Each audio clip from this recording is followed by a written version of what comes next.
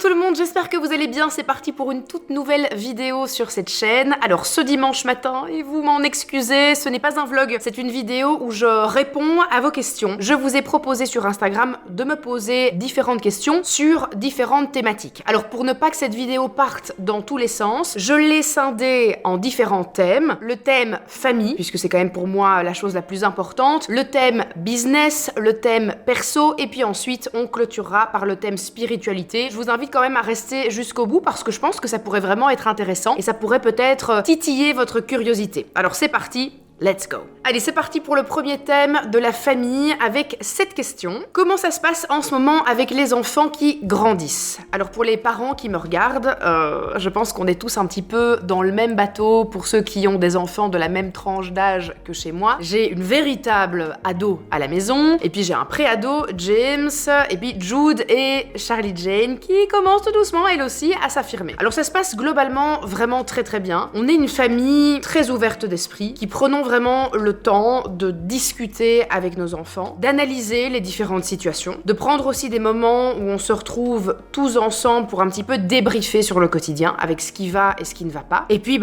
comme dans toutes les familles qui a des pré-ados et des ados, on a des changements de comportement, on a des enfants qui commencent à s'affirmer, on ne change pas une équipe qui gagne avec Bella, qui a toujours une chambre qui est parfaitement rangée, hein, ça vous le voyez souvent dans les vlogs, mais on les responsabilise aussi. Bella, elle, doit gérer sa chambre, ses affaires, son linge, elle est en âge où elle sait parfaitement faire une machine à laver, et donc si elle a pas lavé son linge, elle a pas de linge propre, et c'est son problème, ça n'est plus mon problème. Et ça permet justement de responsabiliser les enfants. Chez nous, on vit vraiment comme si on était une équipe. J'ai éduqué mes enfants à comprendre qu'on est une team, on est un petit village qui se gère, mais qui se doit d'avoir de l'entraide pour chacun. Je ne suis pas la femme à tout faire de la maison, et tout le monde doit travailler en équipe. Donc c'est important qu'on travaille vraiment main dans la main ensemble, mais ça n'est pas simple tous les jours. J'ai bien évidemment des crises de colère, bien évidemment qu'ils n'ont pas envie de ranger leur chambre, bien évidemment qu'ils vont souffler quand je vais demander de débarrasser la table, de m'aider avec la vaisselle ou des choses comme ça. Ce ne sont peut-être pas des choses que je montre justement dans les vlogs, mais ce sont des choses qui se passent dans le quotidien, et je pense que c'est bien de le dire aussi, parce que bien souvent on me dit « Oh là là, mais Jill, mais t'as de la chance, tes enfants sont tellement incroyables, tellement gentils, on voit qu'ils participent. » Oui, mais voilà, ils râlent énormément aussi, ils se disputent entre eux, ils ont parfois envie de s'entretuer, ce sont des choses qui arrivent, et je pense que c'est comme ça dans n'importe quelle famille, mais globalement, je trouve que ça se passe plutôt bien, et comme je suis vraiment à l'écoute de leurs besoins, de leurs ressentis, de leurs émotions, ça aide aussi parce que ça permet de ne pas avoir de réels moments d'explosion. Ça permet de tempérer un petit peu le quotidien et que chacun ne garde pas ses émotions pour soi, enfouies, jusqu'au moment où ça explose. Comment est-ce que tu gères la visibilité de tes enfants sur tes réseaux sociaux? Alors c'est une question qui est très intéressante parce que je remarque qu'au fil du temps, cette visibilité, elle est en train un petit peu de changer. Vous l'avez peut-être remarqué, mais à travers les vlogs, on voit de moins en moins Bella, pas parce que je n'ai plus envie de la montrer dans les vlogs, mais tout simplement parce que c'est une demande de sa part d'avoir moins de visibilité. Elle n'a plus trop envie qu'on la filme à certains moments, c'est une jeune femme, donc elle a ce besoin d'être coquette, elle a pas envie d'apparaître parfois en pyjama, les cheveux ébouriffés le matin. Pareil pour James, qui apparaît quand même moins souvent aussi. Je les montre quand ils me font la demande. « Oh maman, filme-nous en train de jouer à ça » ou « Tiens maman, est-ce que tu peux nous filmer à tel moment ?» Si je me mets par exemple à filmer un moment et que les enfants me disent « Oh, non, on n'a pas envie d'être filmé, oh, j'aime pas ma tête » ou « Oh, je viens de me réveiller » ou « J'ai pas envie », tout de suite, je coupe la caméra et ce sont des rushs qui n'apparaissent pas dans le vlog. Je respecte vraiment leurs envies et je respecte bien évidemment leur vie privée. Donc je les montre vraiment en fonction de ce qu'ils ont envie de montrer. Quand je fais une petite story d'eux, je leur montre d'abord et je demande s'ils sont ok avec ce que j'ai filmé, s'ils sont ok que je le publie, alors je le fais. S'ils me disent « Ah non, j'aime pas ma tête » ou « J'aime pas ceci » ou « J'aime pas cela » ou « Oh non, on va rigoler de moi à l'école », je ne le mets pas. Pareil pour les photos, je demande toujours leur approbation avant. Et vous allez me dire, oui mais bon, Charlie par exemple, elle a rien demandé à personne et on la voit énormément dans les vlogs ou dans le contenu sur les réseaux sociaux de manière générale. Alors oui, c'est vrai, mais c'est quelque chose que j'avais fait avec les enfants aussi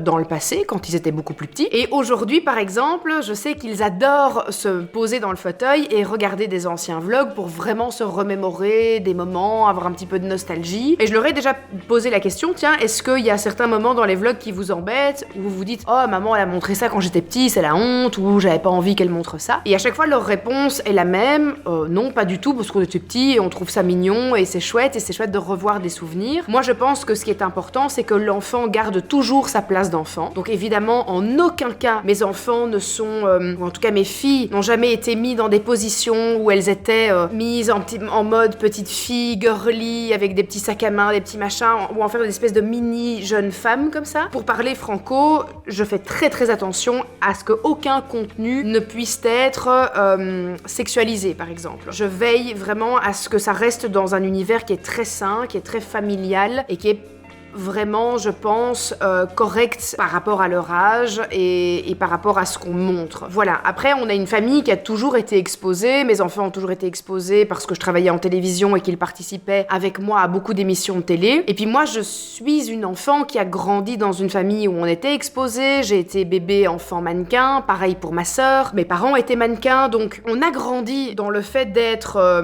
médiatisés, si je puis dire. Et donc, évidemment, comme ça ne nous a pas causé de tort à nous et qu'on a grandi de cette manière-là aussi, donc dans un univers qui était vraiment très très sain, ça ne me pose pas de soucis aujourd'hui avec mes enfants tant qu'ils sont d'accord. Et si un jour un de mes enfants me fait la demande de ne plus être visible sur mes réseaux sociaux ou en télévision ou peu importe, c'est un choix que je respecterai évidemment à 100%. Comment gères-tu le quotidien de maman, businesswoman, créatrice de contenu sur les réseaux avec tes enfants? C'est une phrase que je répète très souvent, mais pour moi, il faut un village pour élever des enfants. Aujourd'hui, dans notre culture occidentale, on a cette sensation que pour bien élever ses enfants et pour être des parents dignes et des super parents, on doit tout faire tout seul. Et on va pas trop oser demander aux grands-parents de l'aide, on va pas trop oser demander aux tantes, aux tontons, parce que pour être de bons parents, il faut absolument savoir gérer tout seul. Je ne suis absolument pas ok avec ce type de mentalité-là, parce que je trouve ça dommage de se priver de l'aide qu'on peut avoir autour de soi. Et pour moi, pour le bien-être des enfants, plus on a de monde autour d'eux, plus ils sont ouverts aussi au monde, plus ils sont ouverts socialement parlant. Moi, je le remarque avec mes enfants, mais évidemment, c'est mon humble avis. J'ai des enfants qui sont super sociables,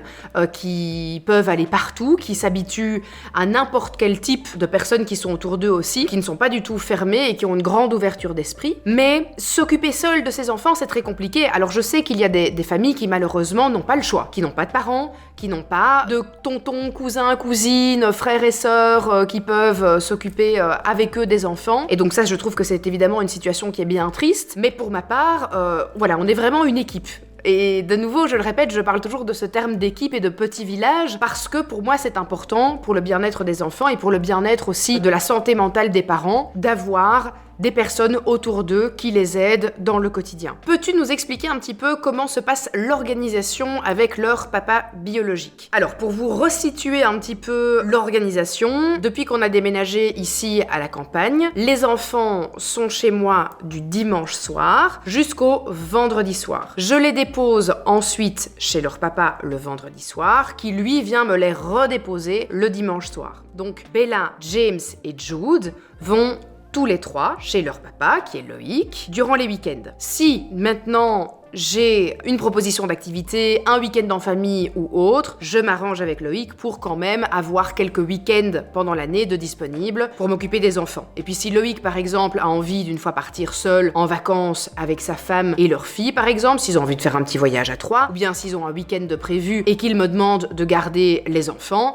il n'y a évidemment jamais aucun souci. Si je peux avoir de temps en temps les enfants le week-end, c'est aussi évidemment très chouette pour moi parce que ça me permet de développer d'autres moments que ceux de la semaine où l'école est quand même le centre de la priorité. Les semaines, il faut que ça roule quoi. Il y a l'école, il y a les activités extrascolaires, il y a les rendez-vous chez logopède, psy et autres. Donc évidemment, voilà, j'aime aussi de temps en temps avoir un petit week-end avec eux. Et puis pour les vacances, on fait moitié-moitié. Maintenant, avec la nouvelle organisation en Belgique, nous n'avons plus de vacances qui ne durent qu'une semaine. Ce sont à chaque fois des vacances de 2 semaines. On change un petit peu selon nos besoins et selon nos envies de vacances. Je vais peut-être avoir les enfants durant les 2 semaines de Toussaint ou les 2 semaines de Noël, et puis Loïc va les avoir à Carnaval et à Pâques, ou bien moi je vais les avoir à Carnaval et lui à Pâques. Enfin voilà, on change, ou bien parfois on fait une semaine. Ça dépend vraiment de notre organisation familiale, mais on est vraiment tous les deux très flexibles à ce sujet-là. On n'a rien qui est figé et on s'adapte un petit peu tous les deux aussi à nos besoins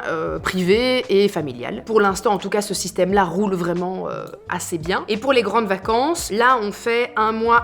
Ça nous permet, par exemple, de faire un plus gros voyage avec Simon, ce qu'on ne peut pas faire durant l'année puisqu'on a les enfants pour les périodes scolaires. Et ça permet aussi à Loïc de faire la même chose et puis d'avoir les enfants sur une plus grosse période avec lui, ce qui est quand même aussi très chouette. Comment est-ce que tu gères les temps d'écran, les téléphones, les tablettes avec tes enfants, surtout avec ton métier? J'ai toujours bien expliqué à mes enfants que mon téléphone, mon ordinateur, sont mes outils de travail. Ça n'est pas quelque chose avec lequel je prends du plaisir durant la journée. Je ne passe pas ma journée à scroller sur TikTok ou sur Insta, je travaille. Donc c'est pour ça que j'ai constamment mon téléphone près de moi ou mon ordinateur. Parce que ça a été parfois petite source de friction entre les enfants et moi. Oui, mais toi tu peux avoir un téléphone, oui, mais toi t'as tout le temps ton téléphone. Donc j'ai dû vraiment bien expliquer la nuance, c'est que moi mon téléphone me permet de gagner ma vie, c'est mon boulot. Eux, s'ils ont un téléphone, c'est vraiment purement de la distraction. Et là-dessus, bien évidemment, il y a des règles à respecter. Charlie Jane a un accès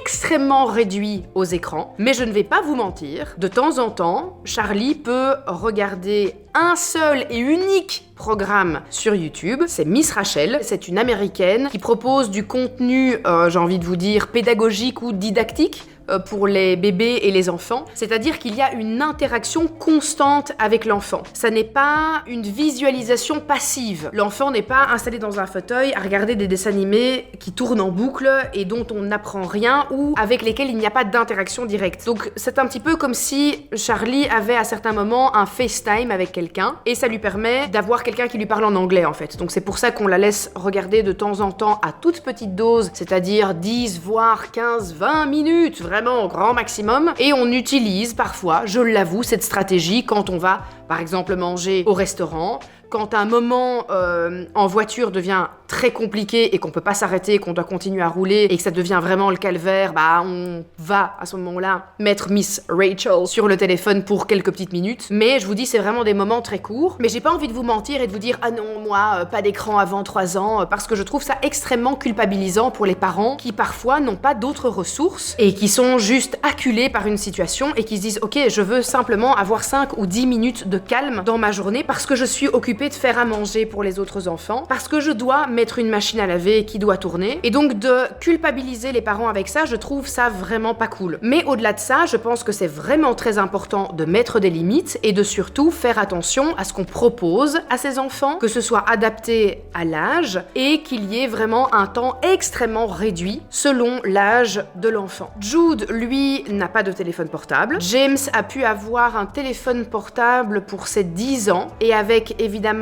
un accès extrêmement réduit à certaines, ou même un accès totalement interdit à certaines applications. TikTok est interdit pour James et pour moi, il le sera interdit tant qu'il ne sera pas en âge vraiment de pouvoir se gérer. Personnellement, j'aurais tendance à dire que pour moi, TikTok devrait être interdit avant 25 ans, tant qu'on ne peut pas réguler ses émotions. Il faut savoir qu'avant 25 ans, le cerveau n'est pas totalement formé et donc on peut avoir des réactions, on peut faire des choses qui sont peut-être pas spécialement une bonne idée, mais tout simplement parce que notre cerveau n'est pas encore totalement formé avant 25 ans et qu'on ne se rend pas spécialement compte des conséquences que certains de nos actes peuvent avoir. James, lui, n'a donc pas d'accès à TikTok, pas d'accès à Instagram, il a juste accès à YouTube et à Snapchat, mais uniquement pour pouvoir communiquer avec ses copains de classe. Ils ont un groupe de classe sur Snapchat, mais je vérifie ce qui est fait sur l'application. Et le soir, le téléphone de James et le téléphone de Bella doivent être rendus avant d'aller dormir. Le téléphone n'est pas accepté dans leur chambre. Donc voilà, il n'y a pas d'écran le matin, ils peuvent pas regarder la télévision le matin, et ils peuvent regarder et avoir un temps d'écran, par exemple PlayStation et tout ça, jeux vidéo, ils peuvent le faire le mercredi après-midi, sur un certain laps de temps, et puis le soir, on regarde un film en famille. Voilà, et le week-end, ils ont plus ou moins les mêmes règles chez leur papa, temps réduit d'écran, et ils peuvent regarder des petits films le soir et des petites choses comme ça en famille.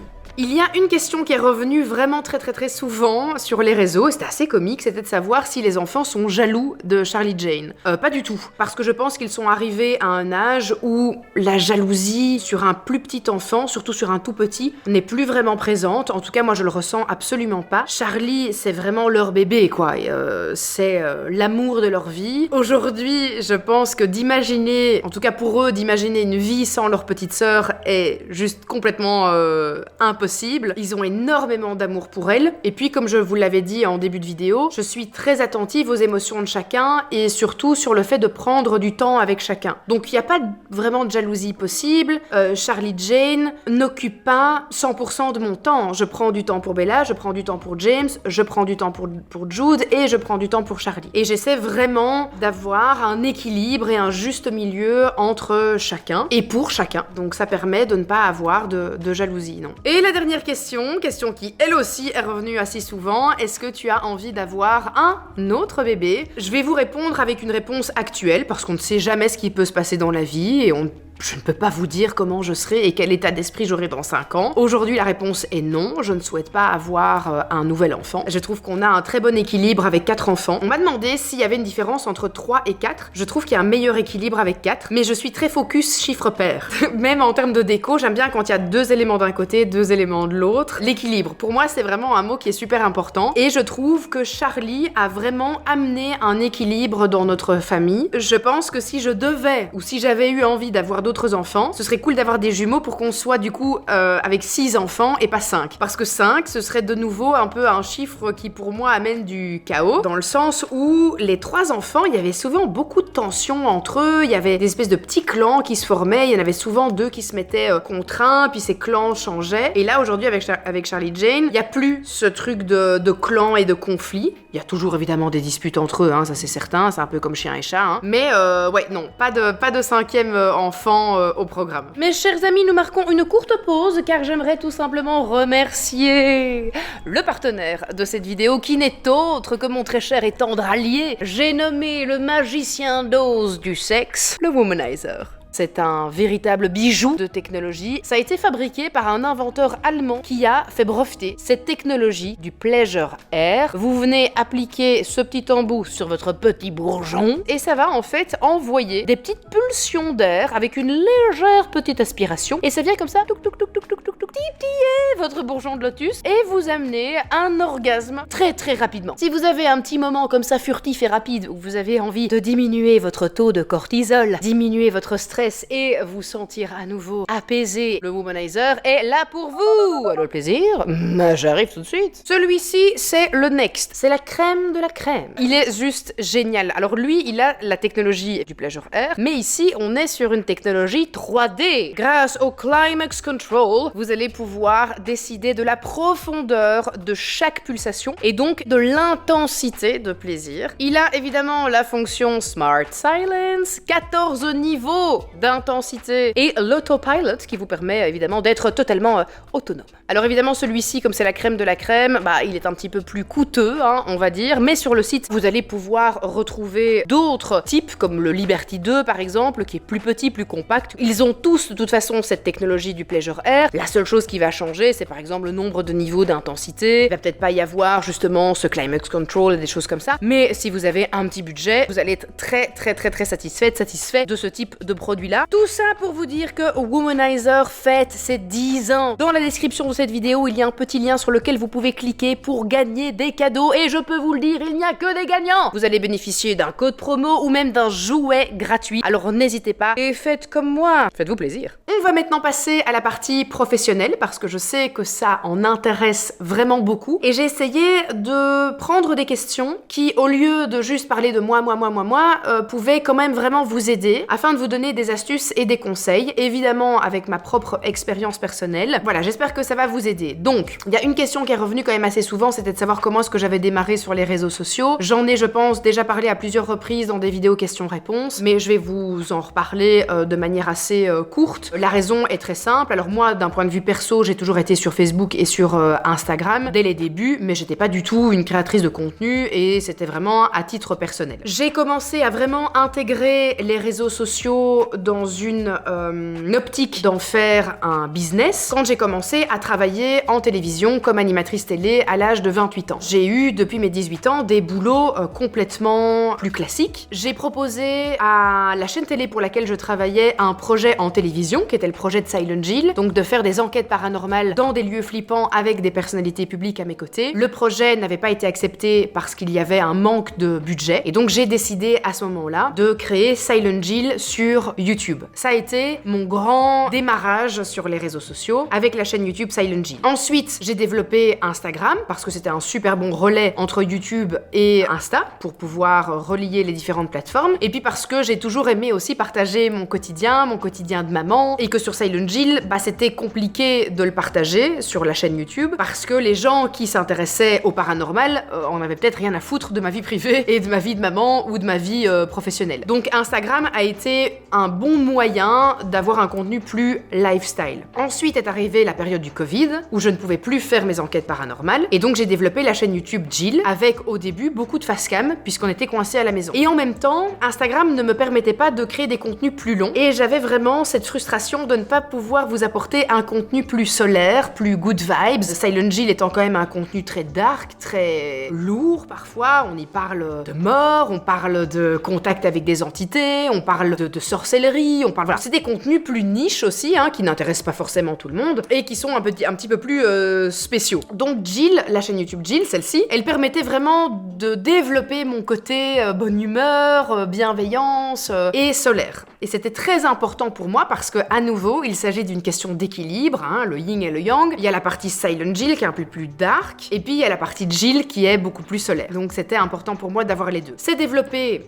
Insta de plus en plus, et puis pendant le confinement, j'ai sauté sur TikTok parce que ça me permettait de créer des contenus encore plus drôles et plus what the fuck. Donc voilà, aujourd'hui il y a les deux chaînes YouTube, et puis il y a Instagram et TikTok. La plateforme sur laquelle j'ai le plus d'abonnés aujourd'hui, c'est TikTok, mais pour moi, ce chiffre n'a absolument aucune valeur, parce que je trouve que la célébrité, la notoriété, si je puis dire, sur TikTok, pour moi, elle a zéro valeur. Aujourd'hui, tu peux faire une vidéo, alors vous allez m'excuser, où tu chies dans un pot de fleurs et avoir 3 millions d'abonnés sur TikTok. Donc pour moi, ça n'a pas de valeur. C'est chouette si j'ai des abonnés qui sont sur mes chaînes YouTube et qui m'ont rejoint sur TikTok, mais voilà, TikTok, je vois ça un peu comme un réseau sur lequel je partage un peu tout et n'importe quoi, et où soudainement, un matin, je me réveille et il y a 50 000 personnes en plus, et j'ai pas compris pourquoi, parce que c'était une vidéo où je criais sur des oiseaux. Pour moi, les plateformes où il y a vraiment de la valeur, c'est principalement mes chaînes YouTube, parce qu'il y a un réel travail derrière. Il y a un travail de montage, il y a un travail de créativité, il y a un travail d'écriture, il y a un travail de recherche. C'est quelque chose qui me prend vraiment beaucoup de temps, sur lequel je passe des heures et des heures et des heures et des heures, où il y a des équipes qui travaillent sur des projets, il y a un monteur, il y a un réalisateur, il y a vraiment... C'est un putain de job, quoi. Et donc là,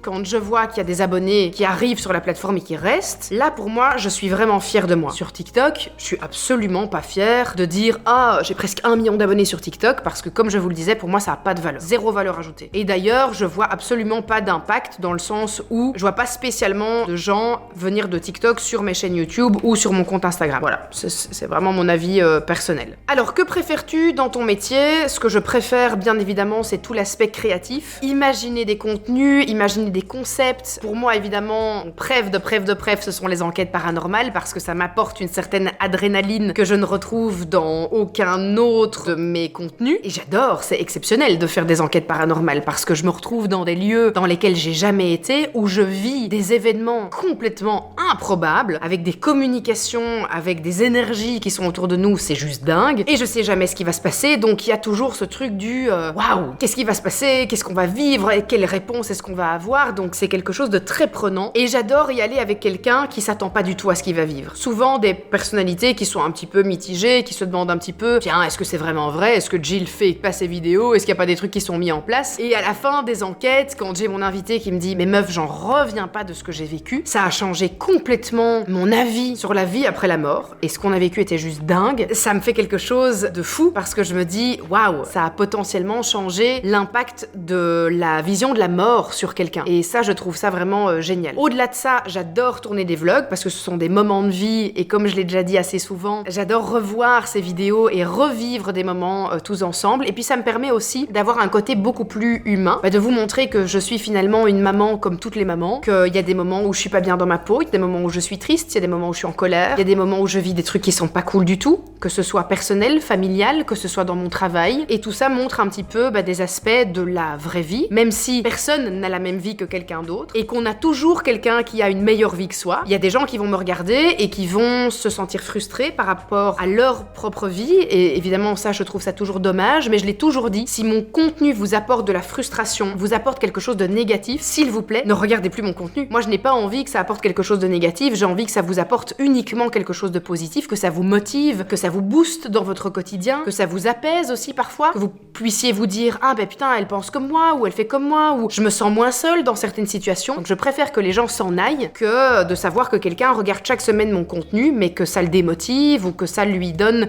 une frustration quelconque. Question qui est revenue à maintes et maintes reprises. Jill, que penses-tu des nouvelles lois concernant les créateurs de contenu et la publicité ou bien les partenariats douteux, etc. Je trouve, et je veux le dire haut et fort, que c'est une excellente idée. C'est une excellente idée parce que ça partait complètement à volo, ça partait dans tous les sens et il est vrai que certaines personnalités publiques, créateurs de contenu, influenceurs, vous les appelez comme vous voulez, commençaient vraiment à faire tout et n'importe quoi. Et je pense que comme dans tout, à un moment donné, il faut mettre des limites aux gens et il faut recadrer une profession qui pendant longtemps a été un petit peu une profession complètement nouvelle. On savait pas trop au gouvernement comment gérer ce genre de choses. Et donc je trouve que c'est une excellente chose que de faire en sorte que vous, en tant que consommateur de nos différentes plateformes, vous soyez avertis quand il s'agit d'une publicité, quand il s'agit d'une collaboration, rémunérée ou pas, quand on a quelque chose qui nous a été offert mais en échange de création de contenu, tout ça doit être, je pense, expliqué. Alors moi j'ai toujours veillé à être la plus transparente possible, je suis encore plus vigilante évidemment aujourd'hui et je trouve juste que c'est une bonne chose. Alors par contre je trouve que parfois les règles sont un petit peu exagérées et ce sont pas des règles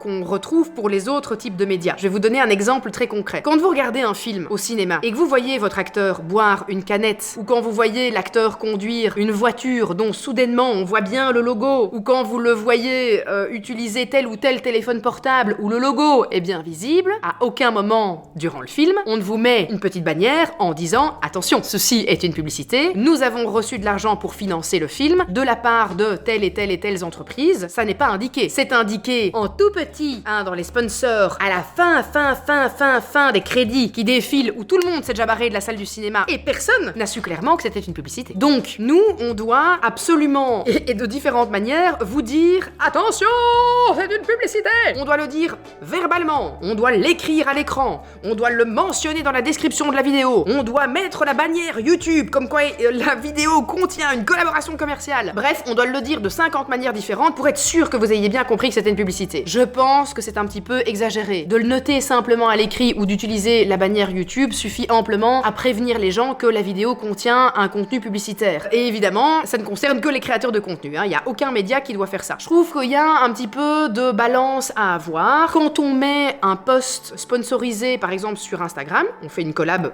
avec un réel ou une photo par exemple en collaboration. Avant, on écrivait notre texte et puis à la fin du texte, on mettait ceci est une publicité, ceci est une collaboration commerciale, bref, moi j'ai toujours fait comme ça. Mais maintenant, non.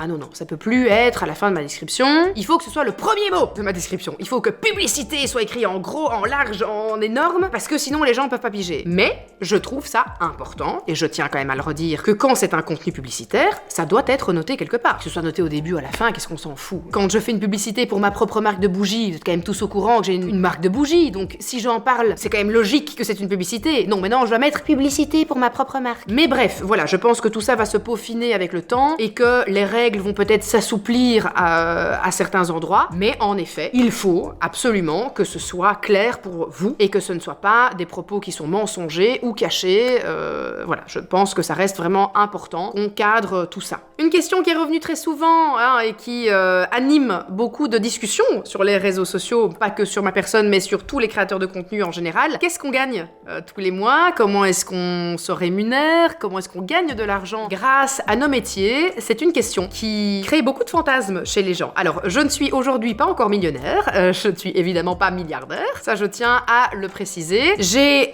créé ma propre boîte, ma propre entreprise, il y a quelques années déjà. L'argent que je gagne grâce à mon métier va dans mon entreprise, argent qui appartient à mon entreprise, mais qui n'appartient pas directement à Jill, la personne physique, et mon entreprise reverse un salaire à Jill, à Simon, que j'ai aujourd'hui pu engager comme co-directeur de la société, et reverse un salaire temps plein à mon assistante Sarah, qui travaille full-time pour moi. Au-delà de ça, comment est-ce que je gagne ma vie? Je gagne ma vie principalement avec les collaborations publicitaires que je fais. Pourquoi?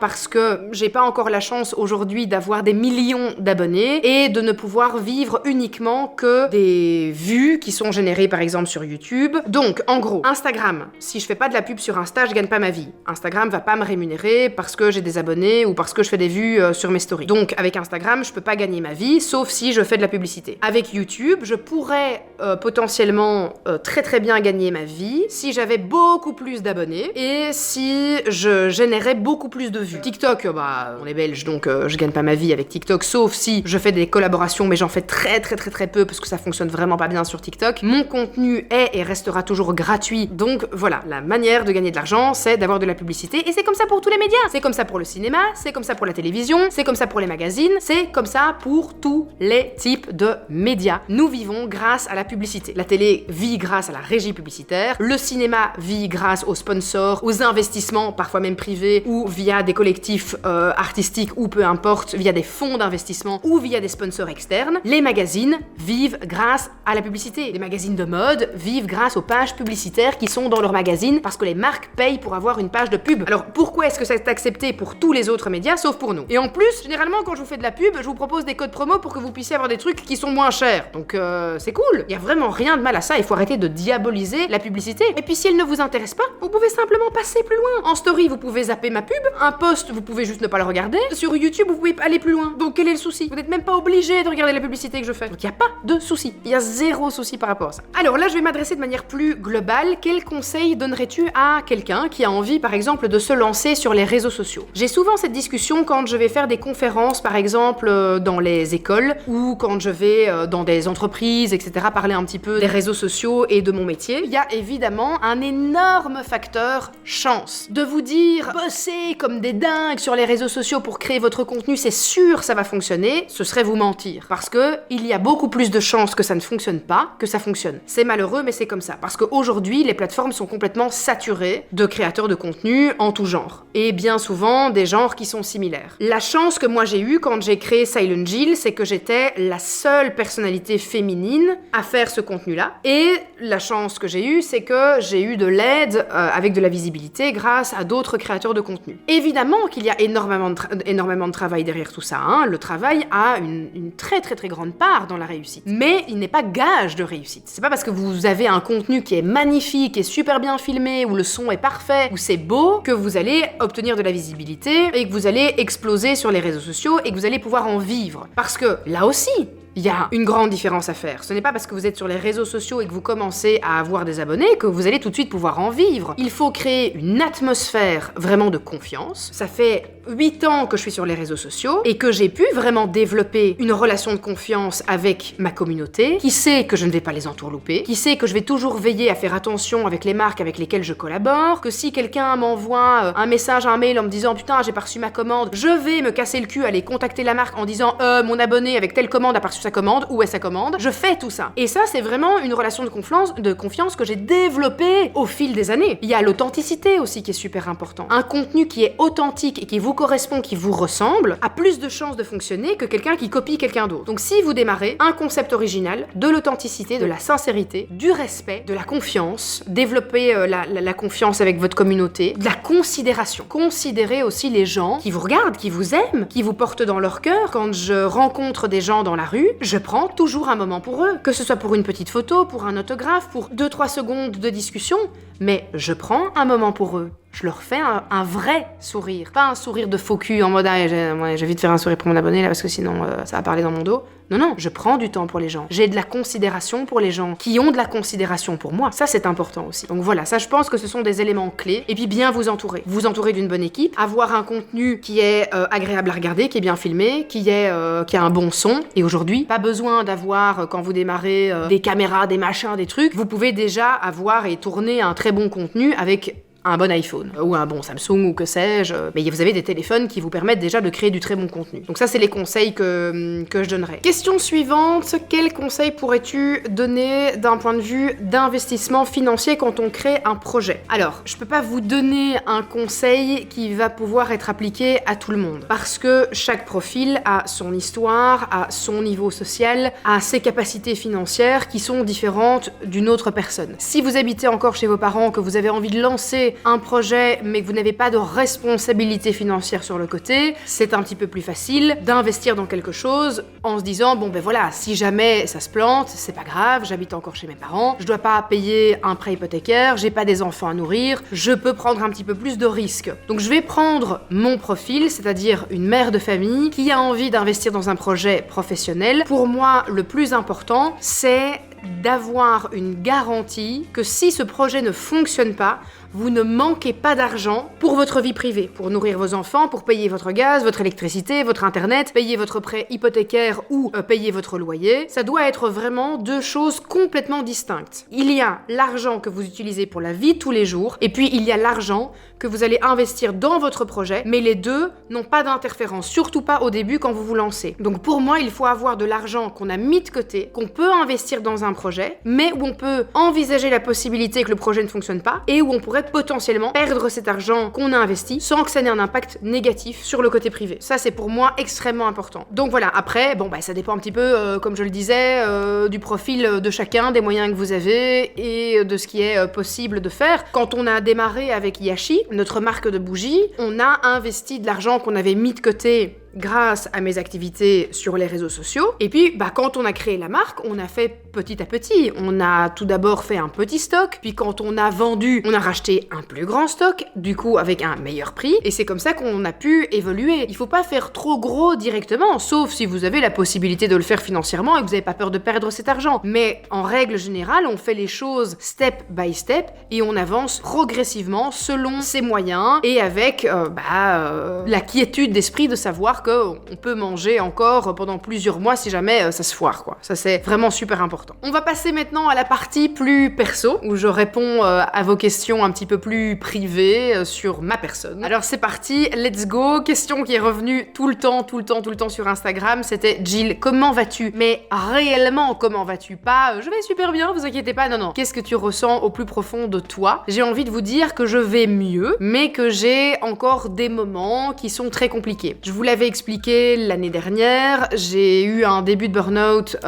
début décembre, avec une prise de sang et un taux de cortisol qui explosait tous les plafonds, et des crises d'angoisse à répétition qui me faisaient beaucoup de tort. J'avais donc pris du temps pour moi lors de notre voyage au Costa Rica, avec une coupure complète durant 12 jours de mon téléphone et surtout des réseaux sociaux, qui m'avait fait énormément de bien et qui m'avait permis de me reconnecter à moi-même et surtout de vraiment mettre la spiritualité dans une grande partie de ma vie. Mais ça, on en parlera après sur le volet spiritualité. Je suis revenue du Costa Rica avec une énergie extraordinaire. Je vous en avais parlé à plusieurs reprises, à quel point je me sentais tellement bien après mon voyage. Et je démarrais 2024 vraiment avec un bel état d'esprit, beaucoup de force, beaucoup de lumière.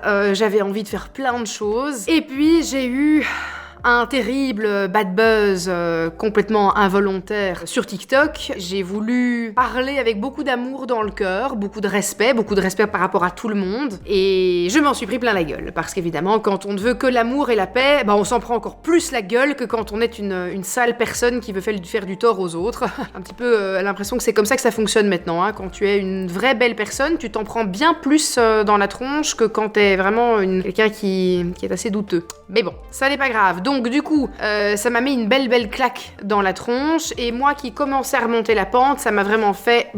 ça m'a fait chuter, mais alors fameusement. J'ai de nouveau eu énormément de crises d'angoisse, j'ai remis tout mon boulot en question, j'ai remis ma vie en question, j'avais envie de vendre tout ce que j'avais essayé de me barrer au bout du monde pour ne plus avoir affaire aux gens. En fait, je me suis pris une claque en découvrant que peu importe la manière dont j'allais communiquer aux gens qui me regardent, j'allais toujours faire face à une masse de gens qui malheureusement sont... et vous m'excuserez, mais je vais être vraiment très sincère avec vous, qui sont profondément bêtes, qui ne réfléchissent pas plus loin que le bout de leur nez, qui font énormément de raccourcis, qui font énormément d'amalgames, et qui prennent parole sur des sujets dont ils n'ont absolument aucune connaissance, se permettent de juger des choses qui ne les regardent pas à aucun moment, et surtout diffament, décrédibilisent uniquement dans le but de détruire quelqu'un, ce que je trouve intolérable. Et j'ai vraiment pris cette claque en me disant mais en fait, il y a tellement de gens qui n'ont pas un bon fond, en fait. Il y a tellement de gens qui n'écoutent pas ce qu'on leur dit. Quand il y a eu ce terrible truc sur TikTok, une grande partie des gens n'ont pas écouté ce que j'ai dit. Ils n'ont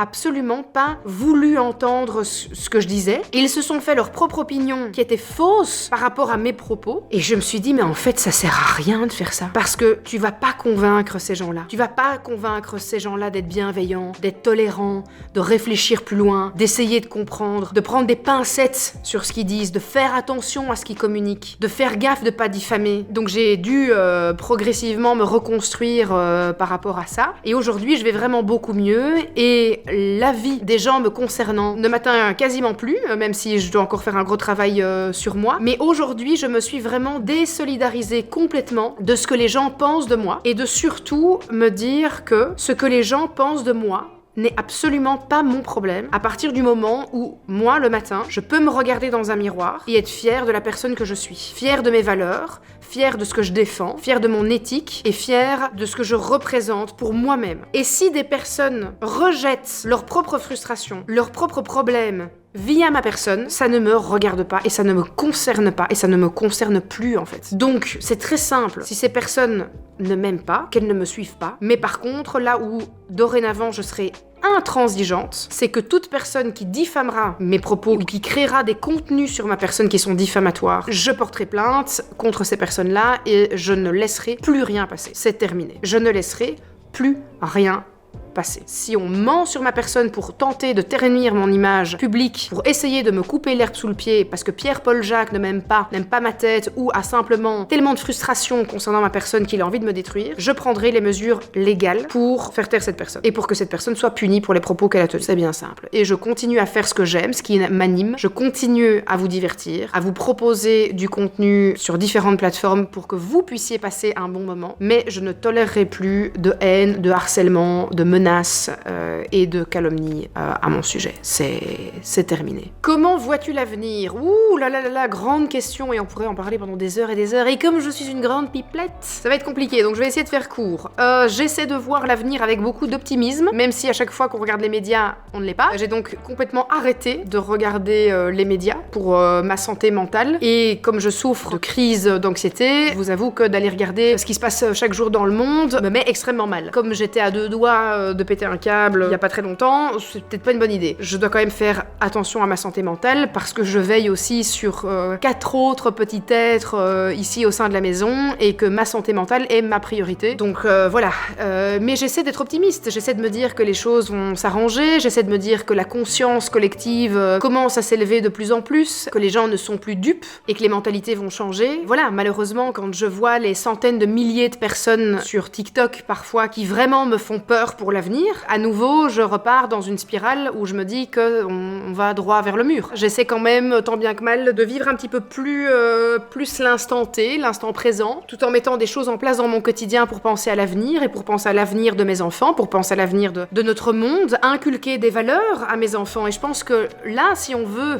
nous, en tant qu'humains, voir des choses changer et voir le monde évoluer en bien, c'est notre devoir en tant que parents de faire en sorte que nos enfants puissent faire changer les choses. Je pense qu'il y a une grosse partie de la population qui va nous faire des enfants qui vont pas faire mieux que leurs parents. Et c'est ça le gros problème en fait. C'est que cette bêtise humaine, ce manque de bienveillance, cette haine exacerbée et cette malveillance envers la Terre tout entière, elle va s'inculquer de génération en génération pour ce type de personnes-là. On peut pas changer le monde, nous, tout seuls, comme ça. Et puis c'est aussi aux dirigeants de ce monde de commencer à faire bouger les choses et à mettre des choses en place pour, en fait, donner des règles aux gens, quoi. Sans mettre des règles aux gens, je suis pas sûre qu'il y a beaucoup de choses qui vont réellement changer et réellement bouger. Optimisme, Jill, on a dit optimisme. Mais voilà, moi, dans mon quotidien et dans ma vie personnelle, j'essaie de faire du mieux que je peux. Et j'essaie de faire des petits changements, j'essaie de mettre des petites choses en place. J'essaie de mettre ma petite pierre à l'édifice. Quand je vous parle, j'essaie de planter des petites graines qui font du bien, qui vont faire évoluer les gens, qui vont faire évoluer les consciences. J'essaie de le faire, alors je le fais pas de trop pour pas braquer non plus tout le monde et pour pas qu'on se dise mon Dieu, celle-là, la vieille perchée est complètement à l'ouest, mais j'essaie de le faire du mieux que je peux. Et je dis toujours, quand on termine sa journée en se disant qu'on a fait du mieux qu'on le pouvait, avec les moyens qu'on a, c'est déjà vraiment une réussite. Et si on sait qu'on n'a pas fait de son mieux, on le fera le lendemain, et ainsi de suite. Question suivante, est-ce qu'il te manque quelque chose dans ta vie? Est-ce que tu ressens un manque par rapport à quelque chose? La seule et unique chose qu'il me manque aujourd'hui dans ma vie, c'est la paix.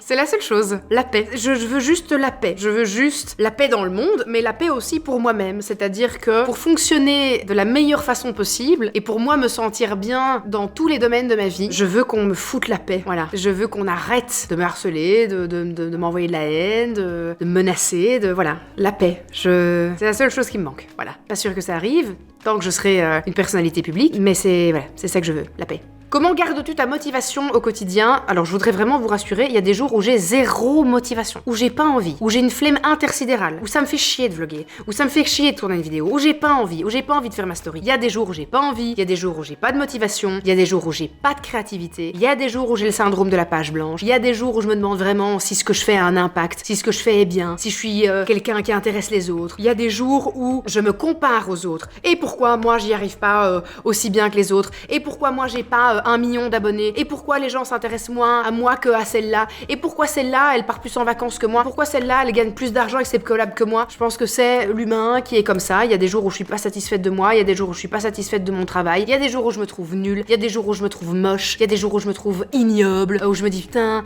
et voilà, et j'ai des rides, et ceci, et machin. Je suis ma pire fan. D'ailleurs, je pense que je suis mon plus grand troll.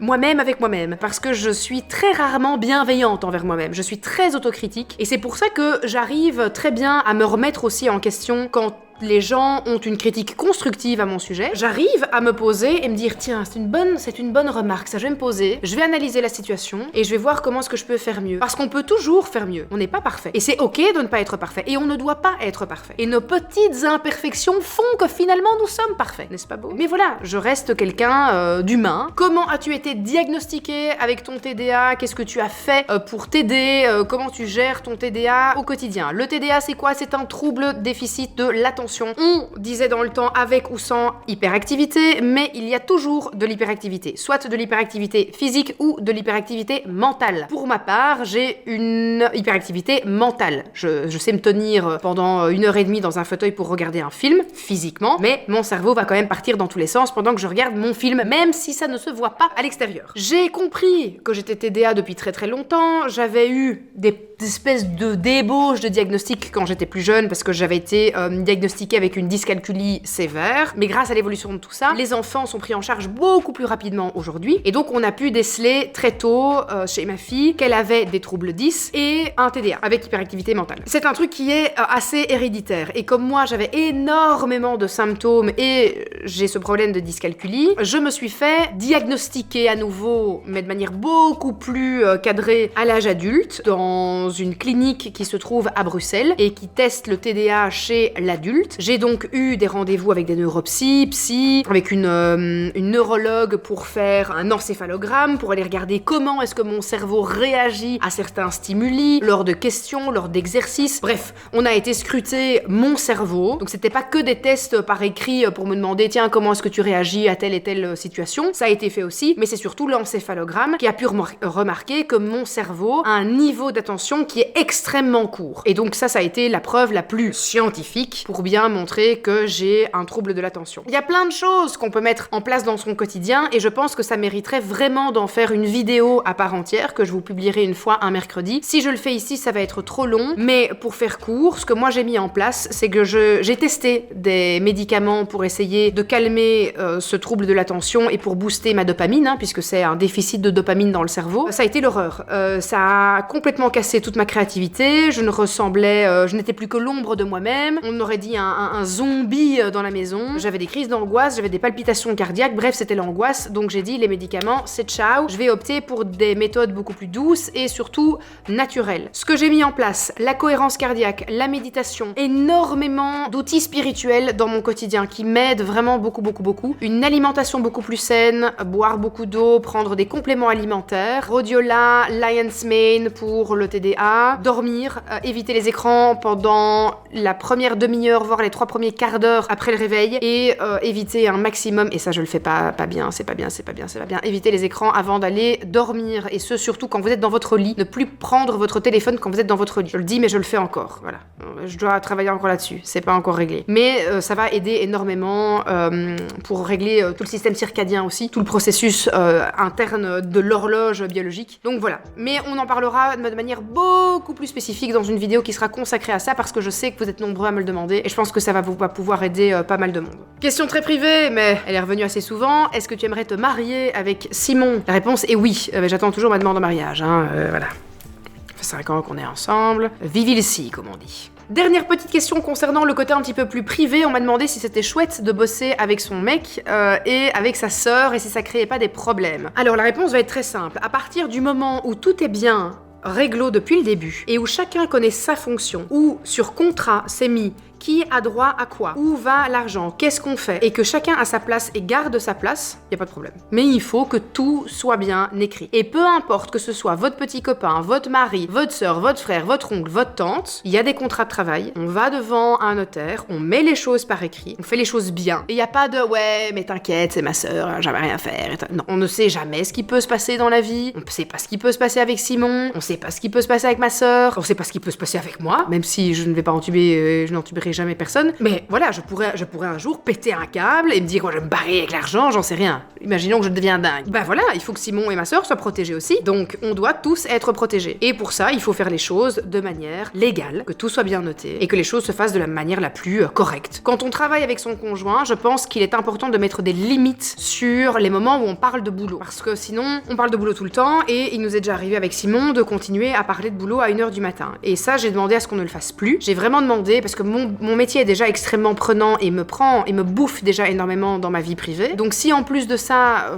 je dois encore discuter des contrats, des machins, des trucs, des agences, de Pierre-Paul Jacques qui a envoyé un message de machin avec Simon jusqu'à 1h du matin, moi j'arrête jamais et je vais devenir folle. Donc j'ai demandé à Simon pour que après 18h, on ne parle plus de boulot. Sauf si on a une chouette idée. Ah, j'ai une chouette idée d'un truc qu'on pourrait faire. Ça c'est encore sympa. Mais tout ce qui est vraiment un peu les parties reloues, la compta, les machins, les trucs, les contrats, je veux plus en parler. Après 18h, c'est terminé, on n'en parle pas, même si moi après 18h j'ai pas fini de travailler parce que je suis souvent encore en train de faire d'autres choses. Au moins avec Simon, on est vraiment dans notre vie de couple, notre vie privée, avec les enfants et on parle plus du boulot. Pour moi c'est super important afin d'avoir un équilibre, sinon on ne s'arrête jamais. Et il n'y a pas de limite. Dernière partie, même si j'aimerais encore répondre à des dizaines et des dizaines de questions qui sont super intéressantes, mais on va évoquer un petit peu ici la spiritualité. Je vais le faire de manière assez brève parce que je pense que ce serait plus intéressant de faire une vidéo sur le sujet sur la chaîne Silent Jill, où là ça va vraiment intéresser plus de personnes. Donc je vais répondre simplement à 2-3 questions ici pour que ceux qui me suivent sur cette chaîne soient quand même contents que j'ai pu répondre à leurs questions. On m'a demandé, tiens Jill, mais d'où vient cet attrait soudain pour la spiritualité? Alors je pense que c'est quelqu'un qui ne me suit pas depuis depuis longtemps, la spiritualité a toujours fait partie de ma vie et ce depuis que je suis toute petite. C'est simplement qu'aujourd'hui je me suis ouverte à plus de choses et que j'ai augmenté mon champ des possibles. Je me suis ouverte à l'inner dance, appelée également Kundalini activation, ce que vous voulez, mais à pouvoir me mettre dans un état de conscience modifié pour obtenir des informations ou me libérer de certaines choses, ou avancer en tout cas dans mon chemin de vie. La méditation fait beaucoup plus partie de ma vie aujourd'hui, le cacao sacré, les pratiques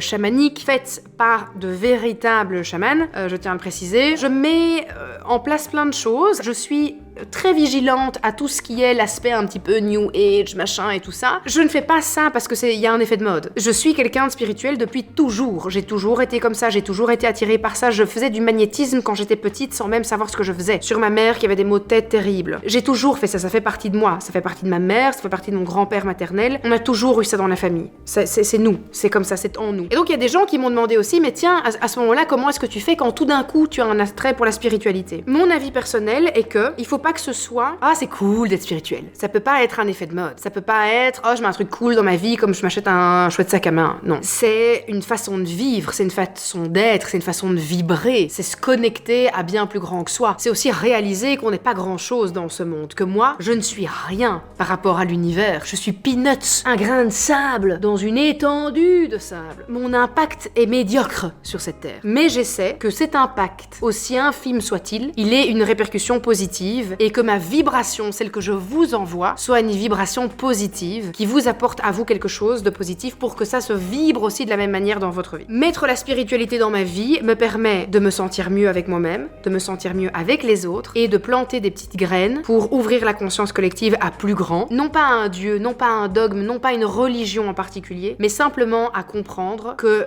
la nature, l'univers, les énergies qui nous entourent sont bel et bien là, qu'elles ont bel et bien un impact sur notre personne, parce que je trouve ça tellement... C'est très propre à l'humain et c'est très propre à l'ego de l'humain de penser qu'on est bien au-dessus de tout ça. Il faut arrêter de croire que nous sommes le centre du monde, les personnes les plus évoluées. On est très très loin de l'évolution. Hein. Quand on voit les merdes qu'on fait partout, notre évolution elle est quand même très bancale, hein, je trouve. Quand on voit le non-respect de la planète, quand on voit notre manière de penser, notre manière de faire, je suis pas ouf qu'on soit au top de l'évolution. Il y a quelque chose de bien plus fort, il y a quelque chose qui nous dirige, qui nous anime. Quand on est entouré de personnes qui vibrent très sombre, parler de manière à ce qu'on me comprenne. Quand le taux vibratoire de certaines personnes autour de vous est très bas, ça va diminuer le vôtre aussi. Et progressivement, si vous remontez pas votre taux vibratoire, vous allez descendre au même niveau que les autres et vous risquez même d'aller plus bas. Et c'est pour ça qu'il y a cet effet domino de haine, de frustration, de guerre, de machin. La haine appelle la haine, la guerre appelle la guerre, le mal appelle le mal. Et il faut, nous,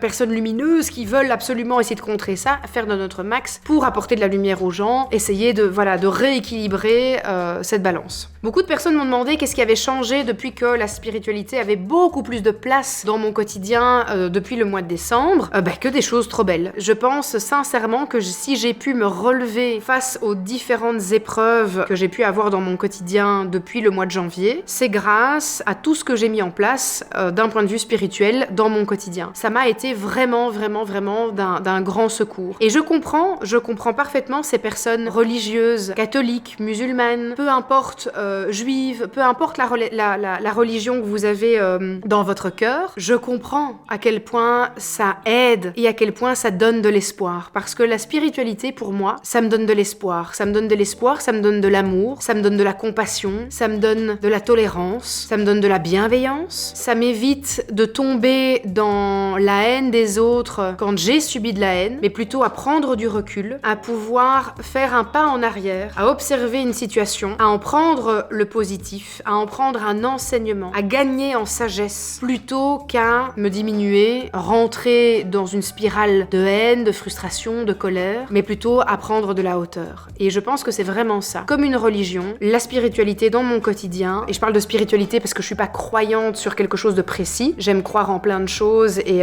j'aime surtout croire en l'univers et en l'aspect qu'il y a quelque chose de plus fort qui nous dirige, mais qui n'est pas humain, qui n'a pas un visage d'humain et qui n'a pas une voix doigt d'humain, quelque chose de plus fort que nous. Et ça m'apporte beaucoup de calme, beaucoup plus de sagesse en fait. Si les petites graines que je vous plante à chaque fois que je vous parle de tout ça peuvent vous aussi vous apporter ce que ça m'apporte dans le quotidien, alors j'ai tout gagné et mon métier est le métier le plus beau du monde. Parce que finalement, ce que j'aime le plus dans ce que je fais, c'est de vous apporter du bonheur et que vous puissiez, grâce à des petites clés que je vous apporte, construire quelque chose de positif dans votre quotidien et vous sentir bien avec vous-même et avec les autres. Et la dernière question, et pas des moindres, et je suis un peu triste parce qu'il y a beaucoup de gens qui auront, je le sais, quitté cette vidéo avant la fin. Que pourrais-tu faire et qu'aimerais-tu faire pour aider les gens de ta communauté à justement atteindre cet éveil, cette conscience collective, à développer cette spiritualité? Moi, d'ici quelques années, je me vois bien au-delà de la caméra, mais j'aimerais vraiment animer des conférences, des séminaires et vous voir en vrai, que vous soyez là, pouvoir vous faire des séances d'inner dance, vous faire voyager, vous faire rentrer dans des états de conscience modifiés, que vous puissiez vraiment vivre avec votre âme, quoi, que votre âme puisse vraiment ressortir, vous sentir bien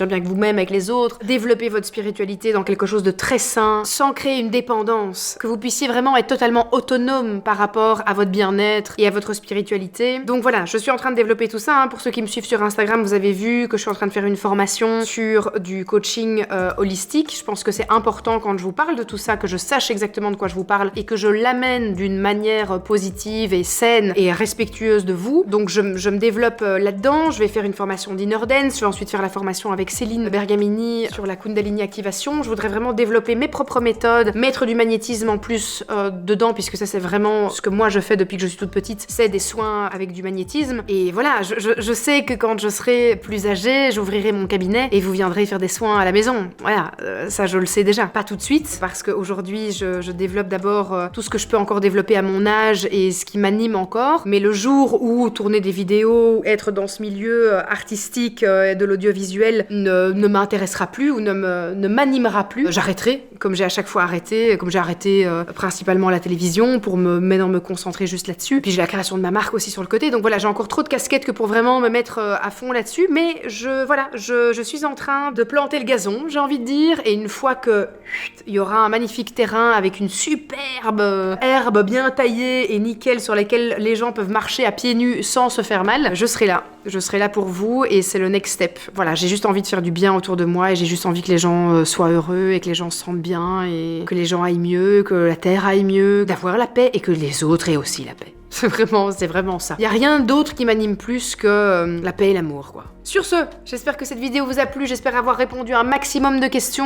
Ah, c'était long, mais bon voilà, pour bien répondre, il faut répondre de manière la plus précise possible et je pouvais pas répondre à des questions tellement importantes en les survolant, donc voilà. Je vous fais des énormes bisous. N'oubliez pas que vous avez évidemment la promo Womanizer. Eh oui, faites-vous plaisir, allô le plaisir, j'arrive. Je vous rappelle donc que Womanizer fête ses 10 ans de plaisir et pour l'occasion, je vous invite à aller cliquer sur le lien qui se trouve dans la description de cette vidéo et qui va vous permettre de remporter un cadeau. Il n'y a pas de perdants, que des gagnants. Vous aurez une promotion ou même parfois un jouet qui vous sera offert, donc n'hésitez pas, voilà. Ça ne coûte rien, vous ne devez rien payer, c'est un lien qui est là pour vous faire plaisir. Donc je vous invite à aller regarder ça. On se dit à très vite, à la semaine prochaine pour un nouveau vlog cette fois-ci. Je vous fais des gros bisous.